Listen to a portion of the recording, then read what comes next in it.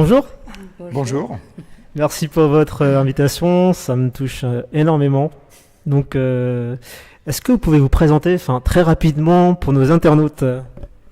Alors, je m'appelle Jean Barbeau et j'ai fait beaucoup de recherche de personnages et création de personnages pour le dessin animé, principalement. Et le plus connu, c'était les personnages de la série Il était une fois l'homme.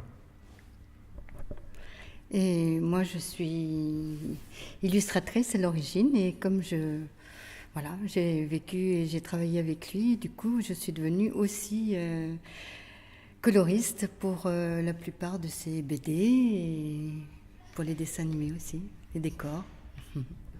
Donc, quelle était l'origine de votre passion, en fait, à tous les deux? Si vous parlez de la passion du dessin, je pense que ça remonte vraiment à mon plus jeune âge, parce que je me rappelle avoir tout le temps dessiné, quoi. D'accord, oui. Et pour toi? Idem. Ah oui, c'était depuis toute jeune et surtout avec les couleurs, les pinceaux, n'importe quelle matière. Et donc c'est devenu un peu une obsession jusqu'à pouvoir entrer dans une école d'art et atteindre le Pardon. C'est une activité qui permet de s'occuper tout seul aussi assez facilement. Donc en fait, je ne me rappelle pas m'être ennuyé. J'avais tout le temps la possibilité de m'occuper avec un crayon. Oui, c'est vrai que j'ai été attiré dès mon jeune âge aussi pour les choses qui volent. Dans un premier temps, je me cachais parfois sous l'escalier parce qu'à l'époque, les avions supersoniques, les avions de chasse pouvaient faire des bangs et c'était pas réglementé. Et quand j'entendais ce bruit terrible et qui faisait parfois vibrer les fenêtres de la maison, j'avais tendance à aller me cacher. Et puis après, ça m'a passé. Et maintenant, c'est plutôt un bruit que j'écoute avec plaisir. Donc, quel conseil vous donnerez aux jeunes qui veulent se lancer comme vous dans cet univers? T'as un conseil à donner? Moi, je pense que Jean, il va bien parler de tout ça. D'accord. Bon, en fait, nous, la situation qu'on a connue, c'était la situation d'il y a 40 ans. Donc, je ne sais pas si les conseils sont encore valables, mais en tout cas, je leur donnerais surtout le conseil d'écouter s'ils ont une passion en eux et qui sentent l'envie de faire quelque chose, de ne pas forcément écouter justement les gens autour d'eux qui vont pouvoir leur dire mais tu crois que tu vas trouver, est-ce que c'est pas un peu risqué, est-ce que tu devrais pas prendre plutôt cette voie où le travail est un peu plus assuré. Je leur dirais de foncer et puis ils verront bien si c'est possible, mais dès l'instant où on a vraiment envie d'atteindre un but, que ce soit artistique ou autre, je pense qu'il y a des moyens d'y arriver. Comment est venue l'idée de créer les personnages de Il était une fois? Vous avez imaginé ou vous êtes inspiré de la vraie vie, des personnages réels? Non, en fait, quand j'étais justement à cette école de dessin, il y avait un prof de croquis qui avait envie de faire du dessin animé, qui a donc monté un studio de dessin animé. Il s'appelle Bernard Derriès, le professeur en question. Et puis, comme il a ouvert le studio de dessin animé juste avant que je sorte de l'école, je suis allé en stage dans ce studio de dessin animé. J'ai eu l'occasion de voir en quoi ça consistait, de faire vraiment du dessin animé, c'est-à-dire une tâche parfois assez répétitive, pas tout le temps aussi amusante que je pouvais l'imaginer. C'est un sacré personnage. Il a fait Ulysse 31, c'est ça, ouais, Cité d'Or. Ouais, les mini-pousses, il y en a eu énormément. Mais en tout cas, donc, dans ce studio, pendant que j'étais en stage, j'ai eu l'occasion de répondre comme la plupart des gens du studio, mais comme d'autres dessinateurs en Europe ou dans le monde, à l'appel d'offres qui avait été lancé par la société Procilis et puis Albert Barillet. Et donc, il s'agissait de dessiner les 8 personnages de base d'une série qui s'appellerait Il était une fois l'homme, quoi. Et donc, il y avait en fait une sorte de cahier des charges ou une bible, comme on appelle ça. Et donc, chaque personnage était décrit, donc Maestro, un monsieur assez âgé, avec une barbe assez volumineuse pour qu'il puisse sortir des choses de sa barbe. Et puis, donc la famille de base avec le papa, la maman et les 2 enfants, un gros costaud, et puis les 2 méchants, tels qu'on les connaît, quoi. Mon souhait, ce serait éventuellement de pouvoir continuer à dessiner encore un certain nombre d'années, parce que bon, j'atteins plus ou moins l'âge de la retraite, Mais en tout cas, cette activité elle peut se poursuivre un peu plus tranquillement par la suite et puis peut-être faire un projet personnel par la suite. Parce que pour l'instant, j'ai été beaucoup... bon, pour la bande dessinée, j'ai quand même fait des choses qui étaient un peu plus personnelles, mais pour le dessin animé, c'est souvent, on vient nous trouver pour répondre à un projet déjà.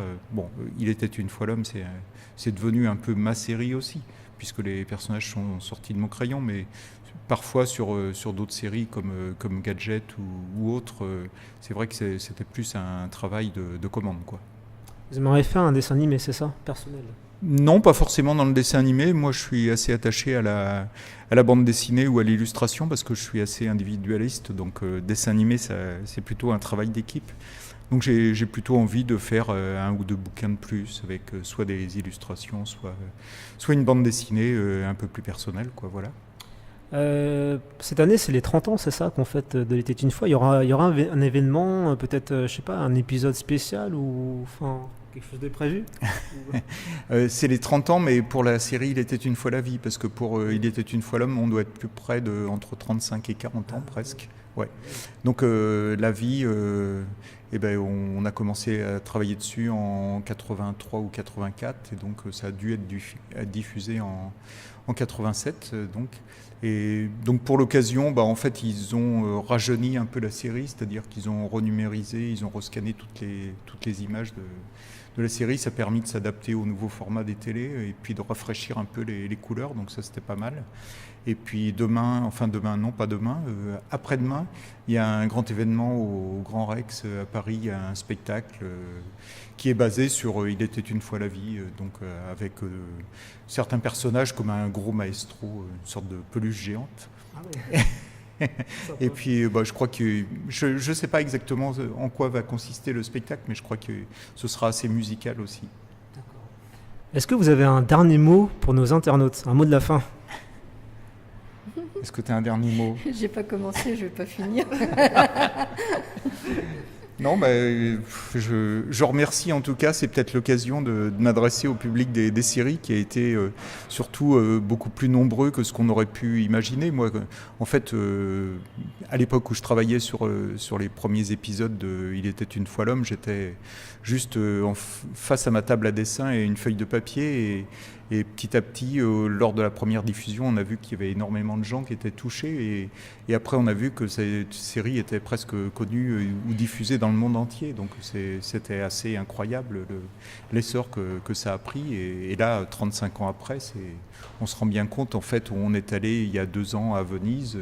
Il y avait un kiosque à journaux et dessus, il y avait des fascicules en italien. Bon, là, on se dit, en même temps, c'est pas très exotique. Mais on pourrait aller en Amérique du Sud, je pense qu'on en trouverait aussi, quoi. Donc c'est assez étonnant.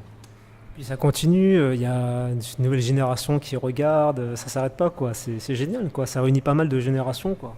Oui, ça c'était aussi un des bons côtés, c'est que moi je regrettais un peu que les séries ne soient pas plus divertissantes, donc j'ai déjà dit que de temps en temps, pour faire un peu des vacances, des trucs éducatifs, j'aurais bien fait un truc avec des animaux qui se couraient derrière ou qui avaient envie de s'écraser à coups de dynamite, mais en fait, là, on était vraiment dans de l'éducatif et le bon côté, c'est que les parents voyaient d'un bon œil que les enfants restent devant la télé. Les enseignants aussi poussaient les enfants à parfaire ou à réviser leurs connaissances historiques ou géographiques avec la série.